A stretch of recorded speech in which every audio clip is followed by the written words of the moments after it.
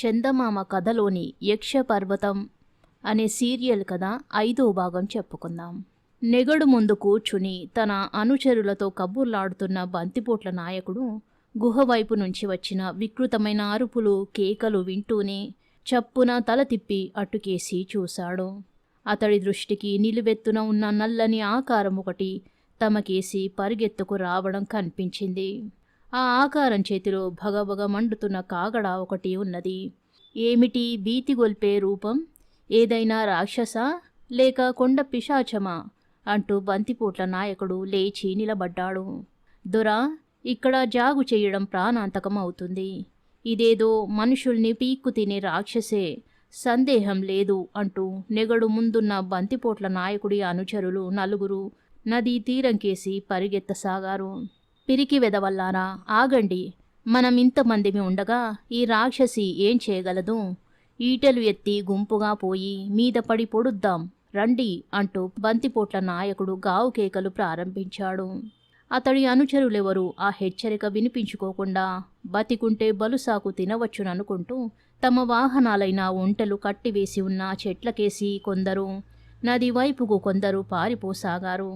ఈ లోపల వికృతాకారం ఇంకా నిద్రపోతున్న కొందరు బంతిపోట్ల మీద హఠాత్తుగా వచ్చిపడి వాళ్లను కాళ్లతో తన్నుతూ చేతిలోని కాగడాతో వాళ్ళు ధరించిన దుస్తులకు నిప్పు పెట్టి నానా బీభత్సం చెయ్యసాగింది. చెట్టు మీద ఉన్న ఖడ్గజీవదత్తులు ఈ భయంకర దృశ్యాన్ని చూసి ఒక క్షణం కాలం నిశ్చేష్టులైపోయారు. చెట్టు కింద ఉన్న ఖడ్గజాతి వాళ్ళు నలుగురు ప్రాణభయంతో గడగడ వణికిపోతున్నారు. ఖడ్గా, ఈ వికృతాకారం రాక్షసి కాదు, పిశాచము కాదు. ఆ గుహలో ఉన్న మాంత్రికుడు ఏవో మంత్రాలు వల్లించి వాటి ద్వారా శివమెక్కించి పంపిన ఏదో శక్తి అయి ఉంటుంది అన్నాడు జీవదత్తుడు. ఏమైతేనేం, మనం చెయ్యాలనుకున్న పని ఆ మాంత్రికుడు చేస్తున్నాడు. మనం చూస్తూ ఊరుకుందాం. బంతిపోట్లంతా ఈ ప్రాంతాల నుంచి పారిపోయిన తర్వాత జొన్న కంకుల గోతాన్లో ఉన్న స్వర్ణాధారిని విడిపించుకుని మన దారిన మనం పోదాం అన్నాడు ఖడ్గవర్మ. జీవదత్తుడు కొంచెంసేపు నదీ తీరంలో వికృతాకారుడు చేస్తున్న కల్లోలంకేసి చూసి బంతిపోట్ల నాయకుడు కొంత ధైర్య సాహసాలున్న వాడిలా కనిపిస్తున్నాడు. అటు చూడు, వాడు కొందరు అనుచరుల్ని కూడగట్టుకుని వికృతాకారుణ్ణి వెనక వైపు నుంచి దెబ్బ తీసేందుకు పొంచి పొంచి మరీ నడుస్తున్నాడు అన్నాడు. జీవదత్తుడు చెప్పినట్టే బంతిపోట్ల నాయకుడు పారిపోతున్న 10-12 మంది అనుచరుల్ని ఈటె చూపి బెదిరించి ఆపి వాళ్ళను వెంటబెట్టుకుని వికృతాకారుడి మీద హఠాత్తుగా వెనక నుంచి పడి దెబ్బ తీసేందుకు పోతున్నాడు. ఈ దెబ్బతో గుహలోని మాంత్రికుడు, వాడు సృష్టించిన మహాశక్తి హఠాత్మరణం పాలవుతాయి. ఆ వికృతాకారుని చంపిన తరువాత బంతిపోట్ల నాయకుడు కొండ గుహలన్నీ గాలించి ఆ మాంత్రికుడిని కూడా హతమారుస్తాడు. మనం ఏదో ఒకటి చెయ్యాలి. స్వర్ణధారి ఈ గొడవలో ఏ ఒంటెల కాళ్ళ కిందో పడి చావకుండా చూడాలి అన్నాడు ఖడ్గవర్మ. ఖడ్గవర్మ మాట ముగించే లోపలే మాంత్రికుడున్న కొండగుహ మధ్య పెద్ద మంట లేచింది.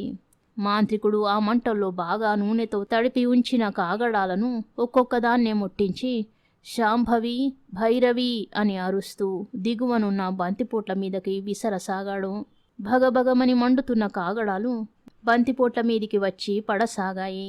ఈ కొత్త దాడిని చూస్తూనే బంతిపోట్ల నాయకుడు అదిరిపడి తన అనుచరులతో, ఒరే ఊష్ణ వీరుల్లారా, ఈ కనబడే వికృత పిశాచం లాంటిది ఆ పైనున్న కొండ గుహలో మరికొన్ని ఉన్నట్టుంది. ఇక లాభం లేదు.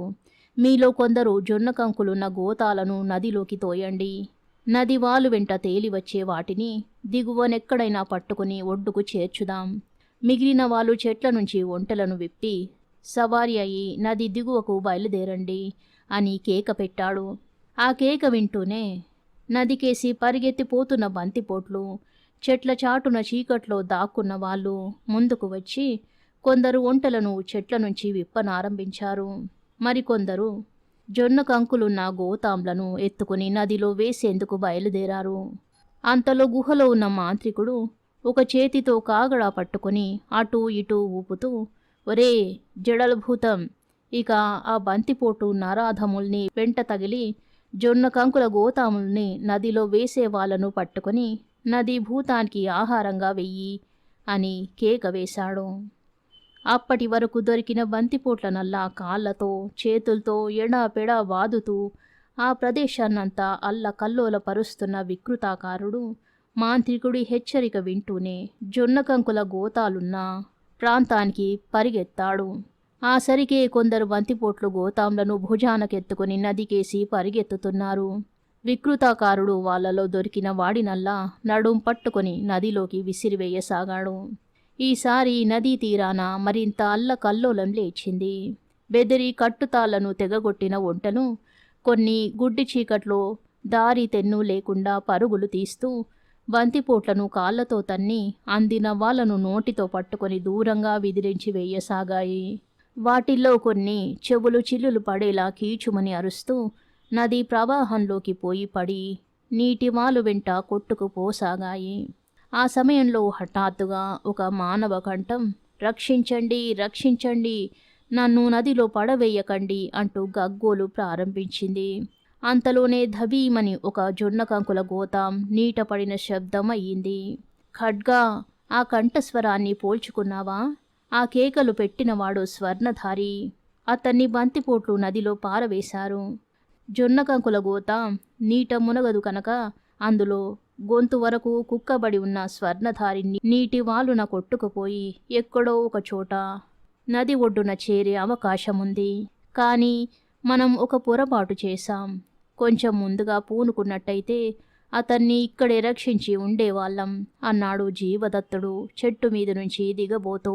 ఖడ్గవర్మ అతడి భుజం పట్టుకుని ఆపి, ఇప్పుడు ఏం చేయబోతున్నావు అని అడిగాడు. ఖడ్గజాతి వాళ్లలో ఒకణ్ణి నదీ తీరం వెంట దిగువకు పొమ్మని చెబుతాను.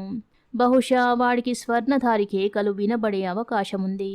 తతిమ్మ ముగ్గుర్ని ఖడ్గమృగాలెక్కిపోయి అందిన బంతిపోటునల్లా ఈటకు బలి పెట్టమన్నాను అన్నాడు జీవదత్తుడు. అయితే మనం ఇక్కడ చేతులు కట్టుకొని ఈ వింత చూస్తూ కూర్చోటమేనా అన్నాడు ఖడ్గవర్మ కొంచెం కోపంగా. తొందరపడకు ఖడ్గ, బంతిపోట్లు ఇప్పటికీ చెల్లా చెదురుగా అటూ ఇటూ పరిగెత్తుతున్నారు. కానీ వాళ్ళ నాయకుడు ఇంకా తాను దొంగిలించుకు వచ్చిన జొన్న పంటను కాపాడుకునే ప్రయత్నంలో జడల భూతాన్ని ఎదిరించే ప్రయత్నం చేస్తున్నాడు. వాడు తన అనుచరులకు చేస్తున్న హెచ్చరికలు నీకు వినబడడం లేదా? మన ఖడ్గజాతి వాళ్లకు వాడు దొరకకుండా తప్పించుకునే ప్రయత్నం చేస్తే అప్పుడు వాణ్ణి మనం బాణాలతో కొట్టి హతమార్చాలి. ముందు ఈ జడల భూతం మాంత్రికుడి సంగతేమిటో మనం చూడాలి కదా అన్నాడు జీవదత్తుడు. బావుంది, నువ్వు ఖడ్గజాతి వాళ్లకు చెప్పవలసిందేదో చెప్పిరా, నేనిక్కడే ఉంటాను అని ఖడ్గవర్మ విల్లంబులు చేతికి తీసుకున్నాడు. జీవదత్తుడు చెట్టు దిగిపోయి ఖడ్గజాతి వాళ్లకు వాళ్ళు చేయవలసిన పనుల సంగతి చెప్పాడు. ఆ వెంటనే ఒక ఖడ్గజాతివాడు ఖడ్గమృగాన్నెక్కి నది దిగువకు బయలుదేరాడు. కానీ మిగిలిన ముగ్గురు ఖడ్గజాతి వాళ్ళు కాసేపు తటపటాయించి, దొరా, ఈ బంతిపోట్లన్నా వాళ్ళ వింత మృగాలైనా ఆ ఒంటెలన్నా మాకు భయం పోయింది. కానీ ఆ జడల భూతం మాటేమిటి? అది మమ్మల్ని నిలువునా విరుచుకు తినదా అన్నారు. ఆ భూతం సంగతి, దాన్ని బంతిపోట్ల మీదికి ఉసిగొల్పిన వాడి సంగతి మేం చూస్తాం. మీరు మాత్రం అందిన బంతిపోట్లనల్లా మీ ఈటలకు బలి పెట్టండి. వాళ్ళు నోటికి అక్కరకు వచ్చిన మీ జొన్న పంటను అంతా కోసుకుపోయారు. ఆ సంగతి బాగా గుర్తుంచుకోండి అన్నాడు జీవదత్తుడు. తమ పంట పొలాల మాట వింటూనే ఖడ్గజాతి వాళ్ళు కోపంతో గట్టిగా పళ్ళు కొరికి, దొరా, ఈ దుర్మార్గుల్ని మేం ప్రాణాలతో పోనీయం అంటూ తమ వాహనాలెక్కి జై అరణ్యమాత అంటూ బంతిపోట్లకేసి దూకారు. జడల భూతం దాటికే తట్టుకోలేక చెల్లా చెదురై తమ నాయకుడి హెచ్చరికల వల్ల తిరిగి అక్కడక్కడ గుంపుగూడుతున్న బంతిపోట్లు ఖడ్గమృగాల మీద వస్తున్న వాళ్లను చూస్తూనే గుండెలవిసి, ఖడ్గజాతి వాళ్ళ మంద వచ్చి మీద పడుతున్నది దొరా, ఇక లాభం లేదు, పారిపోదాం అంటూ కాలి సత్తువ కొద్దీ చెట్లకేసి నది ఒడ్డు వెంట పరిగెత్తసాగారు. ఈ కొత్త దాడిని చూస్తూనే బంతిపోటు నాయకుడికి కూడా ఠారెత్తిపోయింది. ఒకవైపున జడల భూతం, రెండో వైపున ఈటెలెత్తి వస్తున్న ఖడ్గజాతి వాళ్ళు. ఇక అక్కడ నిలబడి లాభం లేదనుకుని అతడు పెద్దగా గొంతెత్తి, అందరూ నది ఒడ్డు వెంట దిగువకు పరిగెత్తండి. మనం నదిలో వేసిన జొన్న కంకుల మూటలను ఎక్కడో ఒక చోట ఒడ్డుకు చేర్చాలి అంటూ పరిగెత్తసాగాడు. ఆహా, తెలివి తక్కువ కొద్దీ ఆలస్యం చేశాను. దుర్మార్గుడు ప్రాణాలతో తప్పించుకుపోయేట్టున్నాడు అంటూ చెట్టు మీద ఉన్న ఖడ్గవర్మ బంతిపోటు నాయకుడికేసి బాణం వెంట బాణం వదిలాడు. కాని ఆసరికే వాడు బతికి ఉన్న తన అనుచరులతో పాటు ఖడ్గవర్మ బాణం వేటుకు అందరంత దూరం పరిగెత్తిపోయాడు.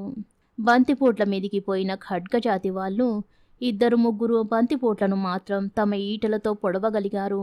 అంతలో ఆ దుర్మార్గులందరూ తమ నాయకుడి ఆజ్ఞ విని మూకుమ్మడిగా అక్కడ్నుంచి పారిపోయారు. ఇప్పుడా ప్రదేశమంతా పెద్ద జడివాన హఠాత్తుగా ఆగిపోయినట్టు ఒక్క క్షణం కాలం నిశ్శబ్దమైపోయింది. గుహలో ఉన్న మాంత్రికుడు గుహ ముందుకు వచ్చి కాగడాను పైకెత్తి పట్టుకుని తల అటూ ఇటూ తిప్పి చూస్తూ, ఒరే జడలభూతం, నువ్వెక్కడా? జొన్న గింజల మూటలు కొన్నైనా మన చేతబడ్డినాయా అని కేక వేశాడు. జడలభూతం పెద్ద పెద్ద అంగాలు వేసుకుంటూ నదీ తీరం నుంచి గుహకేసి బయలుదేరేంతలో దాని దృష్టి ఖడ్గజాతి వాళ్ళ మీద పడింది. వెంటనే అది భీతిగా ఉన్నట్టు కీచుమని ఘంటస్వరంతో యమకింకరులు ఒంటికొమ్ము మహిషాలెక్కి వచ్చారు అని కేక పెట్టింది.